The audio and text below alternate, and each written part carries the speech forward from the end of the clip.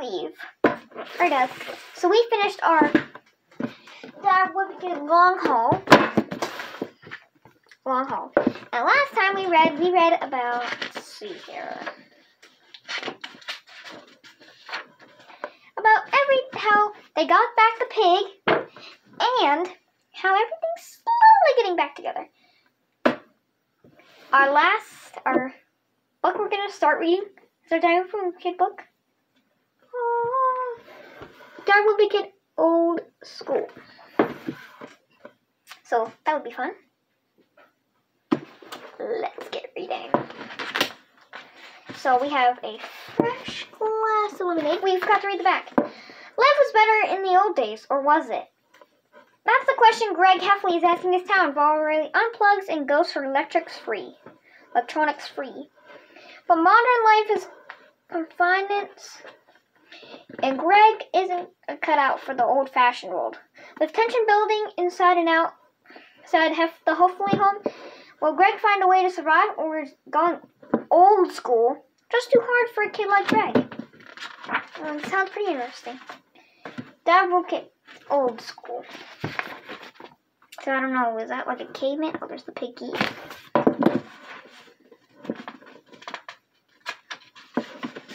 So this is to Dad. Today's Saturday, which is actually Saturday! Yes! And it's September. It's also September. Grown-ups are always talking about the good old days and how things were so much better when they were kids. But I think they're just jealous because my generation has all this fancy technology and stuff they didn't have growing up. Believe me, when I'm sure I have kids of my own, I'm gonna be the exact same way my parents are now. When I was your age, we used our legs for getting around. Yeah, whatever, Pops.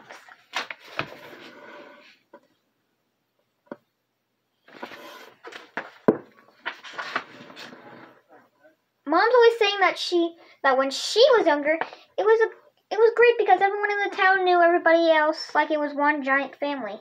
But that doesn't sound so great to me. I like my privacy and I really don't need everyone knowing my personal business. Howdy, neighbors! So Greg's just trying to take a bath and all his neighbors are peeking through his window. Mom says that the problem with sociality these days is that everyone got their nose in a screen and nobody takes the time to get to know the people who live around them. I don't really see eye to eye with Mom on that issue though. Personally, I think a little good separation is in the good thing. Your leaves are in my yard. Oh, so they're texting. Guys. The neighbors are texting each other. Lately, Mom's been going around the town with a pet thing to get people to stop using their phones and electronic gadgets for 48 hours. Let's unplug to reconnect. Electrics are cluttering our lives. Let's put down our devices for a weekend and let's get to know one another. Who's in?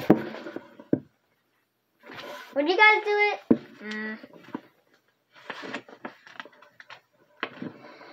Mom needs 100 signatures before she could take the petition to the town hall, but she's having trouble getting people to put their names on it.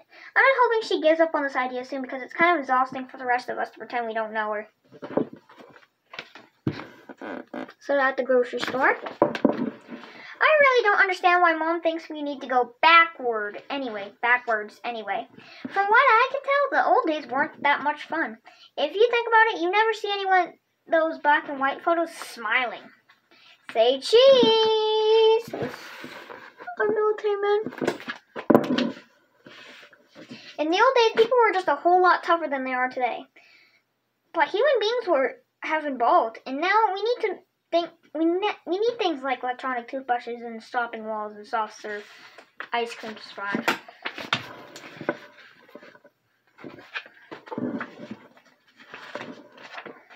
I bet our ancestors would probably be disappointed with the way we turned out. But once somebody invented air conditioning, there was no really turning back. We've gotten so spoiled that pretty soon we won't even have to leave our rooms if we don't want to. Your burger is served. I said no mayonnaise. Mayonnaise is disgusting. In fact, the way we're heading, I I'll bet 1,000 years from now, human beings won't even have spines. You need them? Because that's how you sit up. So, you're gonna need them. Some people complain that all this technology made us soft, but if you ask me, that's not necessarily a bad thing. There's all sorts of luxuries nowadays that make people's lives better. Take baby wipes, for example. People were using original toilet paper for hundreds of years, and now all of a sudden some genius came up with the idea that was total game changer. They're for babies especially, so. What really amazes me is that how long it took for people to come up with the idea. I seriously can't believe this guy who invented the light bulb didn't see baby wipes coming.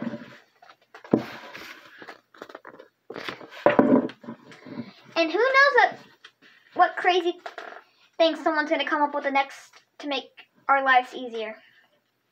Whatever it is, though, I'll be the first in line to buy it.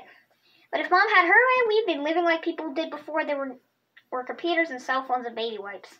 And I don't really want to imagine living in a world without baby wipes. So tomorrow is going to be Sunday in the world, which it actually will be Sunday when we read this book. So that's pretty good so far. What do you guys think of it so far? Let's read our nursery collection. Wait, do we have a story? Oh, no. Okay, never mind. So last time we read about, oh dear, what can the matter be? So now we're going to read about 5 little peas and 1 finger, 1 thumb. 5 little peas in a pod pressed. So clasp one hand around another. 1 grew, 2 grew, and so did the rest. So go like this, raise thumbs, then the rest of the fingers. They grew, and they did not stop. Move hands apart slowly. Until one day, they went pop. So if you guys can pause this so you guys can do it to your family members. That was 5 little peas. Now we're going to read about 1 finger, 1 thumb. It's a song, so 1 finger, 1 thumb, keep moving. 1 finger, 1 thumb, keep moving. 1 finger, 1 thumb, keep moving. We'll all be merry and bright. 1 finger, 1 thumb, 1 arm, keep moving. 1 finger, 1 thumb, 1 arm, keep moving. 1 finger, 1 thumb, 1 arm, keep moving. We'll be all merry and bright. 1 finger, 1 thumb, 1 arm, 1 leg, keep moving. 1 finger, 1 thumb, 1 arm, 1 leg, keep moving. 1 finger, 1 thumb, 1 arm, 1 leg, 1 nod of the head, and keep moving. 1 finger, 1 thumb, 1 arm, 1 leg, 1 nod of the head, keep moving. So that was 1 finger, 1 thumb. If you guys like my singing, like the video. If you don't, then still like the video. So tomorrow we're going to be reading about Little Dog Lost. It's actually a story, so. And that was our nursery collection. Now we're going to read our last story, Technology's Impact. So last time we read about a little woman who wrote When I Set Out for Louisville. And a trailer for the next poem we're going to read called A Mill Picture. Oh, wait. Oh, we're supposed to be reading about Il Whitney's Cotton Gin. So last time we read about a beautiful poem called A Mill Picture by Marshall Putnam Thompson. You guys can go check that out. Now we read about Il Whitney's Cotton Gin by Judy Black. It's short, so it's hot. It is hot outside. The ground is dry. The plants are blooming. White, fluffy blossoms cover the vast fields. It is time to harvest the cotton that will be turned into cloth and worn by millions of people. Cotton material starts as ball on a cotton plant. Once removed from the plant, the bolls are processed, sold, spun into yarn, and then woven into textiles, or fabric used to make clothing or other goods. So, this is a cotton. So that was really short. That was the start of Il Whitney's Cotton Gin by Judy Black. So you guys Day 44, we'll read the rest of this book. But you guys will have to wait tomorrow.